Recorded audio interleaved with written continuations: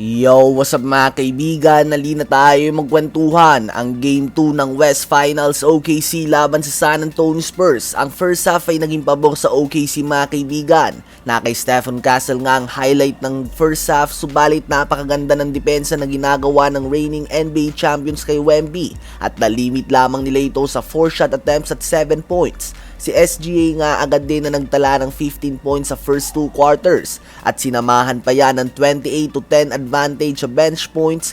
Hindi na nga nakakagulat na baon ng OKC ang double-digit lead sa halftime sa score na 62-51. Sa second half naman ay hindi na bumalik pa si Jalen Williams dahil muli nga niyang na-injure ang kanyang hamstring. Pang-apat na nga ito ngayong season mga kaibigan. Bukod na kay J-Dub ay nagtamo din ng hamstring injury si Dylan Harper at delikado nga ito para sa San Antonio Spurs dahil out na din nga si De'Aaron Fox sa game. Hindi na mga kaibigan bumalik pa si Dylan Harper sa laro na ito at hindi din nga papaawat si SGA na pinapasayaw na ang mga tumatao sa kanya.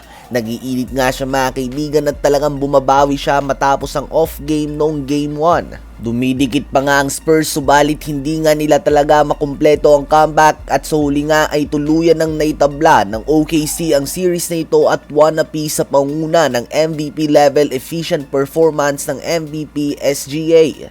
Habang kahapon naman ay naganap nga ang Game 1 ng New York Knicks at ang Cleveland Cavaliers. Naging Game of Runs nga ito mga kaibigan. Gumawa ng 11-point lead ang Knicks sa umpisa ng game subalit bumawi nga ang Cavs at bigla silang uminit mga kaibigan at nakabuo sila ng 22-point lead.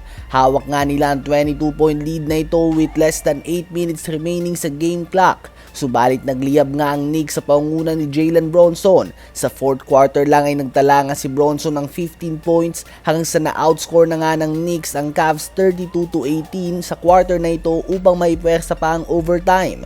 At sa overtime nga ay hindi nakagawa ng puntos ang Cavs sa first 4 minutes hanggang sa tuluyan ng nakumpleto ng Knicks ang matinding comeback na ito. Si Bronson ay nagtala ng 38 points, 5 rebounds and 6 assists habang nasayang naman ng 29 points, 5 rebounds and 6 assists si Donovan Mitchell at 15 points and 14 rebounds si Evan Mobley.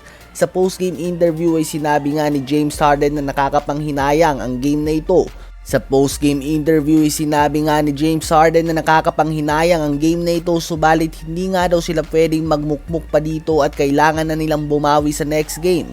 Well, tama nga si Harden at talagang nakakapanghinayang ito. Siya mismo ay alam na hindi madalas para sa isang player ang makaabot sa conference finals. At alam niya nga na ang talo na ito ay posibleng ang maging pinagkaiba sa series na ito moving forward. At masakit nga ito kay Harden lalo na nagdala lamang siya mga kaibigan ng 5 of 16 shooting sa field and 1 of 8 shooting naman sa 3-point line para lamang sa 15 points with 6 turnovers and 5 personal fouls. Ano ba masasabi niyo tungkol dito?